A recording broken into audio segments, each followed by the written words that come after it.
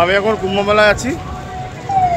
এই কুম্ভমেলাতে সবাই বলে যে এত সুন্দর মেলাটা, এত সুন্দর তাদের ব্যবস্থা।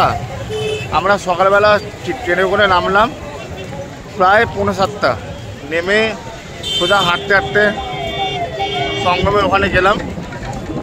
প্রায় আধা ঘন্টার উপর হাঁটতে হয়েছে, ঠিক আছে। কোনো অসুবিধা নেই, কিচ্ছু নেই, এত সুন্দর মেলাটা। আমি এখন মেলার ভেতরেই আছি।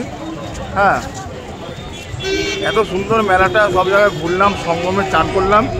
চান করার পর ভিডিও অনেকগুলো করেছি, কিন্তু প্রচণ্ড ভিড়ে ভিডিও করা ঠিক যায় না। আমি এর জন্য ফাঁকার দিকে এসেছি, এসে একটা ভিডিও করছি।